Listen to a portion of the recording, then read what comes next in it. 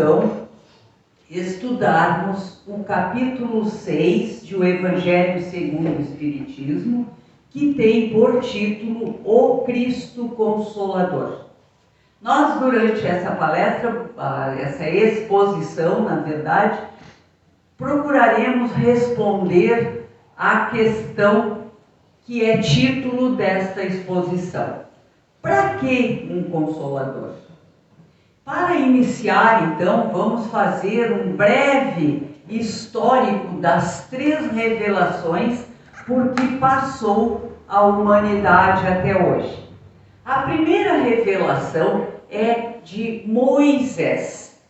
Nós, nesta época, já acreditávamos em um único Deus, mas o tínhamos como um Deus punitivo, porque era uma época com pouca evolução, tanto moral quanto intelectual. Ainda vigorava a lei do olho por olho, dente por dente. Nesta época, inclusive, Moisés recebeu os 10 mandamentos, que nada mais era do que, na sua maioria, um regramento comportamental. Vamos citar alguns destes mandamentos. Não pronunciareis em vão o nome do Senhor vosso Deus. Lembrai-vos de santificar o dia de sábado.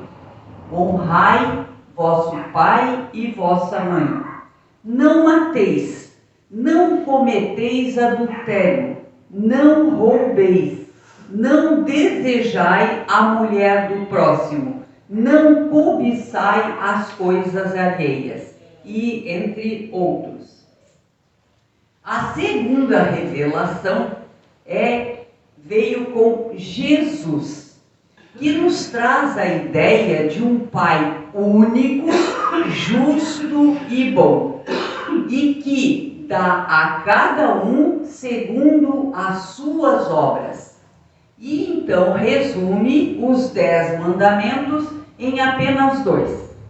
Primeiro, amar a Deus sobre todas as coisas e ao próximo como a si mesmo.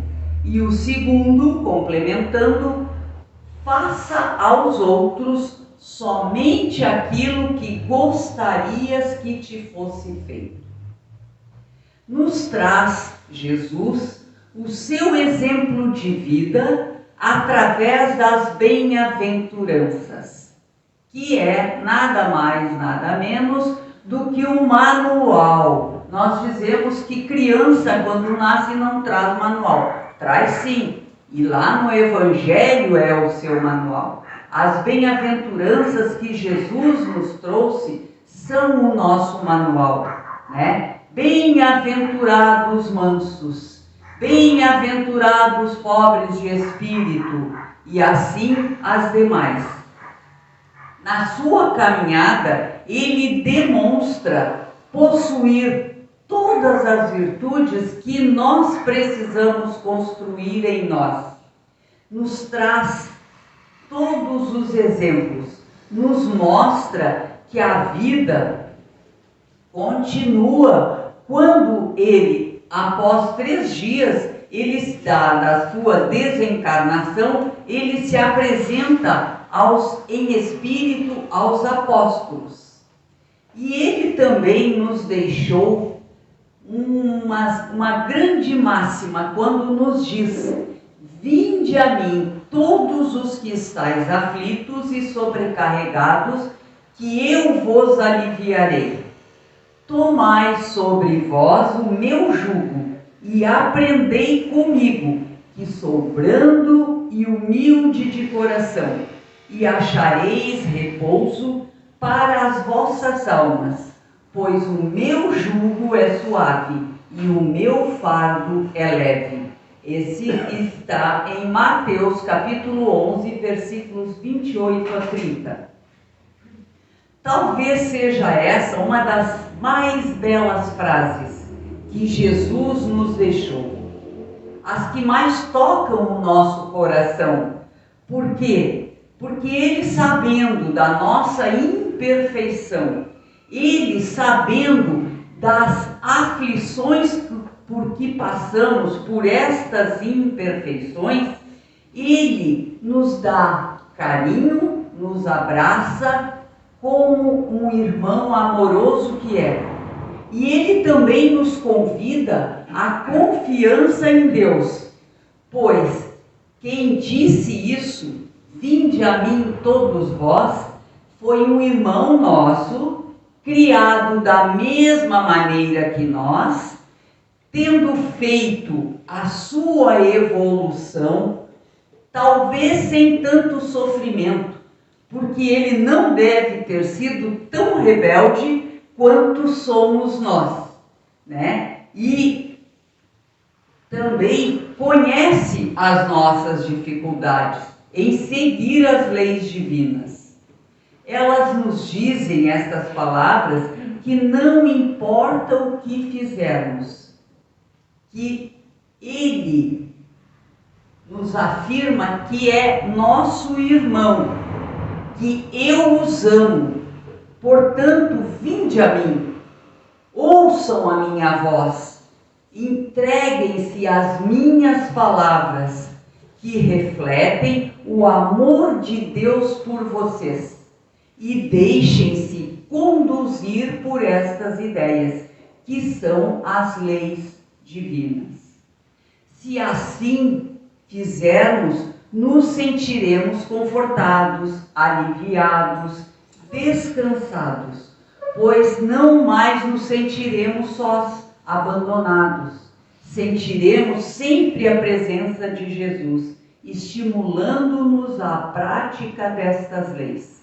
Mas como que nós podemos sentir a presença de Jesus perto de nós? De que forma? Através das nossas orações.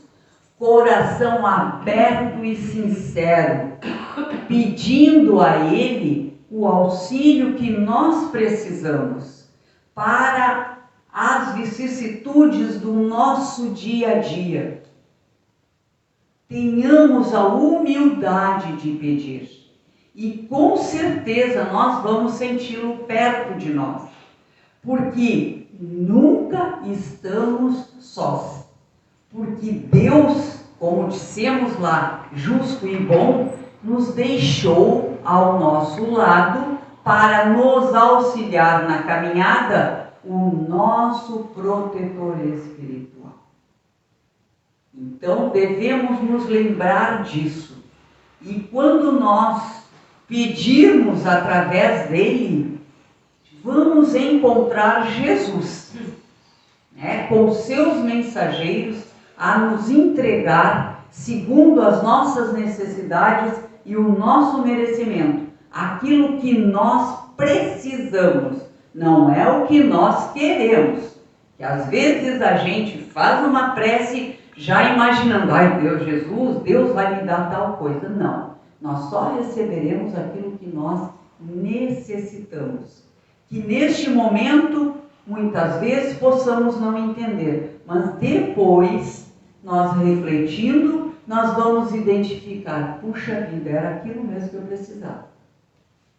Jesus, então, ele sabia dos nossos momentos difíceis, e que se as suas palavras, elas só seriam bem compreendidas e aceitas nos momentos de aflição, nos momentos que nós precisamos. A gente costuma dizer, a gente se lembra de Deus sempre que o nosso calo aperta, não é assim? Às vezes nós passamos batido. Então ele também sabia disso, que enquanto nós estivermos em momentos agradáveis, que achamos que tudo está dando certo, nós ficamos muito ainda vinculados aos valores terrenos, né? Mas a necessidade vindo, nós então nos lembramos dele.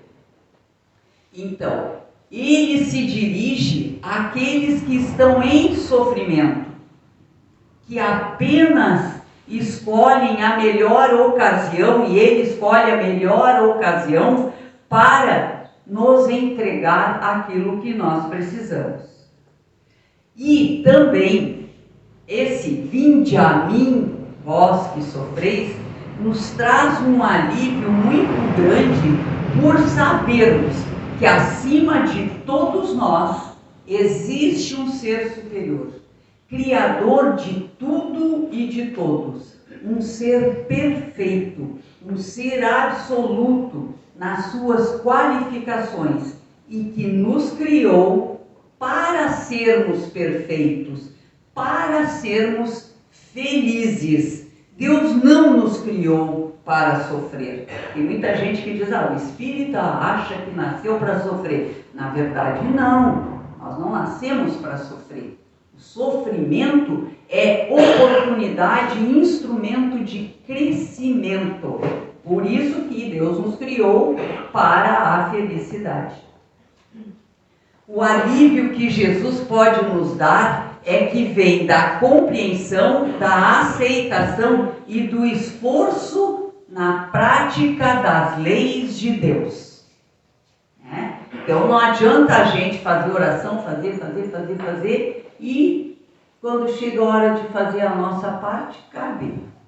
Nós precisamos também fazer a nossa parte. Por isso que Jesus também nos disse, faça a sua parte para que os céus te possam ajudar. Não adianta nós não fazer nada. Então, Ele sabe das nossas dores, Ele sabe dos nossos sofrimentos. E Ele, então, nos dá alívio no conhecimento e na aceitação que nós trazemos do Mestre. Kardec, no item, escreve que esse jugo é leve e essa lei é suave, pois que impõe como dever o amor e a caridade. Amor e caridade jamais, em momento algum, pode ser um fardo pesado. Assim, esse jugo torna a vida bonita e estimulante, exaltando o valor do bem em tudo e em todos, levando os homens a transcenderem a tudo que é material, grosseiro e irrisório. Não quer dizer que a materialidade nós não necessitamos, que ela não deva existir. Nós estamos no mundo material. Nós estamos num plano de expiações e provas ainda, mas nós devemos dar a elas simplesmente o valor que elas têm e não fazer disso o objetivo da nossa vida.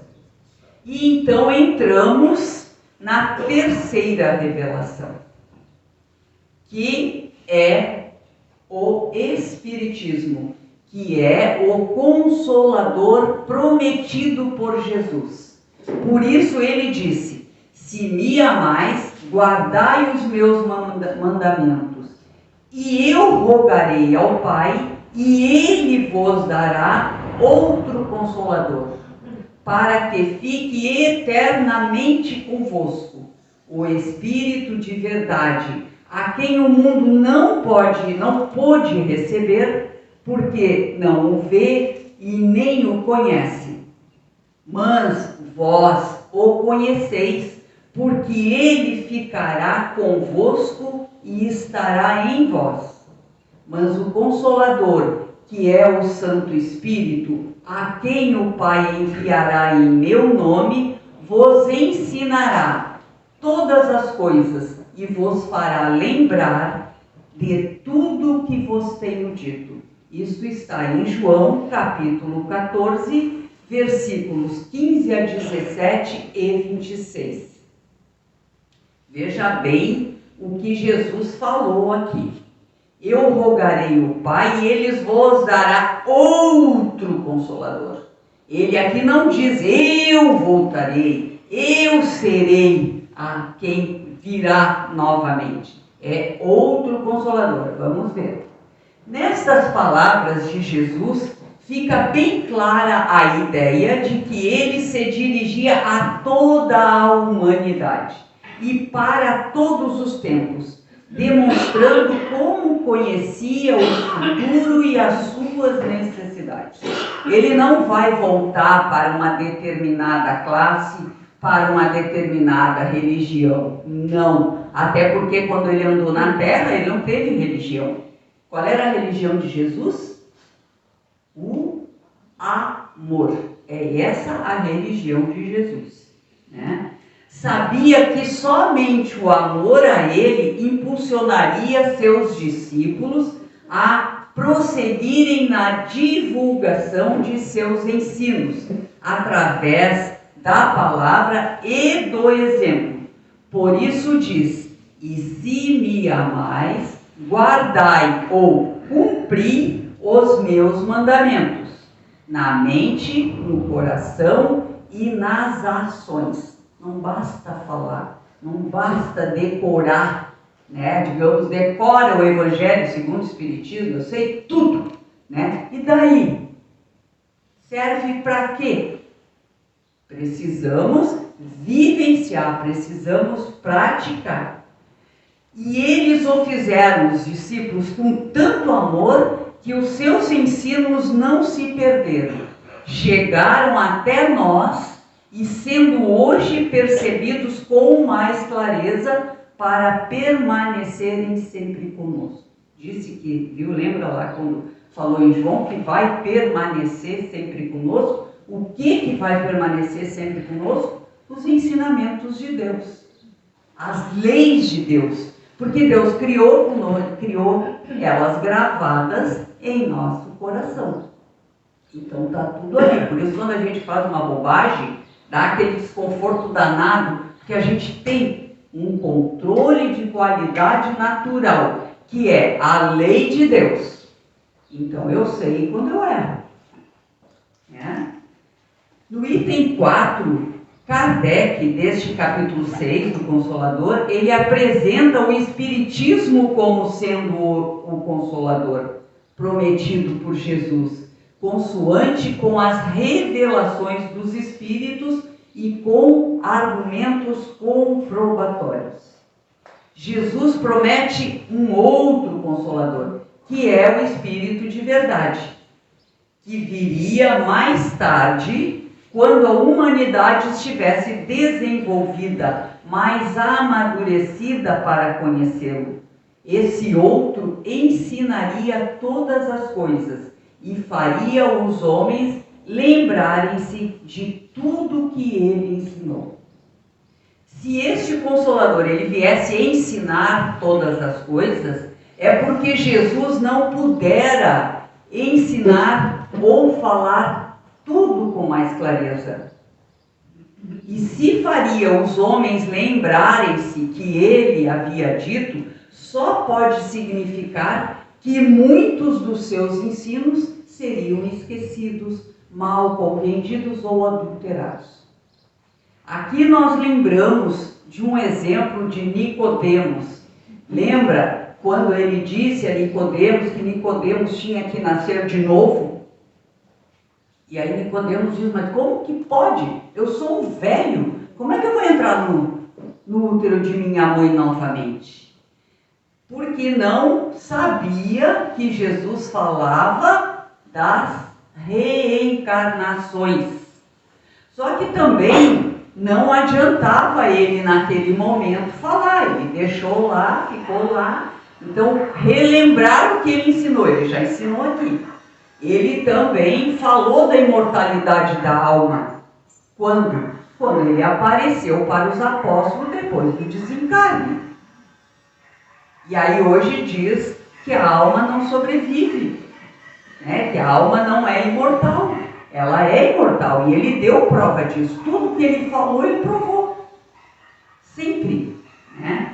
Então, o Espiritismo ele veio na metade do século XIX, quando a ciência estabeleceu a razão na aceitação das verdades possíveis, após a explosão da mediunidade, trazendo revelações que poderiam ser comprovadas por métodos científicos aceitas pelo raciocínio e pela lógica dos fatos. É esse o Consolador prometido. Isso foi o que Kardec fez. andava nos cafés de Paris, mesa balançando, falando, respondendo perguntas, e aí convidaram Kardec para ver. Kardec era um magnetizador. Ao princípio, tudo bem, que tinha uma mesa, né, andar lá, podia ter sido magnetizada. Só que ele, acompanhando isso, ele verificou o seguinte, que as perguntas eram inteligentes, que as perguntas eram respondidas por uma inteligência. Aí ele diz, epa, aí tem coisa. E como ele tinha um espírito científico, ele foi pesquisar, ele foi analisar, para identificar o que estava acontecendo. Conclusão, ele chegou à conclusão de que quem respondia eram os homens que viveram na Terra, nem mais inteligentes e nem menos inteligentes do que quando viveram aqui, mas que estavam vivos. Ele conclui que eram os espíritos que respondiam. Por isso que diz que pode ser comprovado. Então, surgiu a doutrina espírita, que investiga e torna visível e clara a existência do mundo espiritual, de seus habitantes e a filosofia espírita, que está identificada na primeira obra das obras básicas do Espiritismo, que é o Livro dos Espíritos. Então, todos os ensinos de Jesus, podendo ser comprovados de forma racional, torna-se claro, demonstrando-se constituírem no ideal a ser atingido pela humanidade, conforme asseverou Jesus novamente. Eu sou o caminho, a verdade e a vida. Ninguém vai ao Pai senão por mim. Ou seja, pela vivência dos seus ensinos e não pelo rótulo religioso ou filosófico. O Espiritismo demonstra como e por que devemos transformarmos-nos em melhores pessoas através dessa vivência, sintetizando no Espírito a ciência da imortalidade e da comunicação com os espíritos. Na experiência, o que Kardec comprovou, que era possível comunicar-se com os espíritos. O Espiritismo vem explicar por que e como bem-aventurados espíritos, porque serão consolados, demonstrando que a causa das aflições está nas infringências ou no desrespeito das leis divinas, feitas pelos homens, levando-os a consolarem-se com a justiça de Deus, que lhes dá as oportunidades de, com as consequências das faltas, corrigirem suas imperfeições. Os ensinos, esses que Jesus nos deixou, não mais aceitos pela fé cega, mas pela razão, pela sensibilidade e pela lógica, para que o homem possa realizar o seu desenvolvimento espiritual. Então, estes ensinos que a doutrina espírita nos traz, ela serve para o nosso desenvolvimento espiritual. E por isso, a doutrina espírita tem grupos de estudo para todas as idades. Desde as crianças de 3 anos, né, Adri? Que estudam a mesma coisa que nós adultos, só na linguagem própria para eles, né? O Espiritismo, ele nos dá uma fé inabalável no futuro, e a dúvida pungente não tem mais lugar na nossa alma, fazendo ver as coisas do alto, a importância das vicissitudes terrenas se perde no vasto e esplêndido horizonte que lhe abarca a perspectiva da felicidade, que o espera lhe dá paciência, a resignação e a coragem para ir até o fim do caminho. Então, a doutrina espírita nos trazendo que a vida continua, de que esse momento que nós vivemos aqui nada mais é do que uma viagem onde nós nos comprometemos um certo roteiro, que é o nosso programa reencarnatório, nos dá então essa esperança, nos dá essa coragem para que a gente se esforce no nosso dia a dia para fazer tudo que estiver ao nosso alcance, né, dentro dos princípios das leis de Deus, e isso faz com que o nosso jugo também seja mais leve. Então, a perfeição possível ao espírito imortal, que nós não teremos a perfeição absoluta, nós temos a perfeição relativa, que nós podemos alcançar a perfeição de Jesus, seguindo seus passos, né? Seguindo a sua caminhada, porque perfeição absoluta só do Pai, de Deus. Por isso mesmo, nós precisamos tê-la como finalidade a ser alcançada através das reencarnações, pelo nosso esforço de desenvolver o nosso potencial moral, através dos ensinos de Jesus.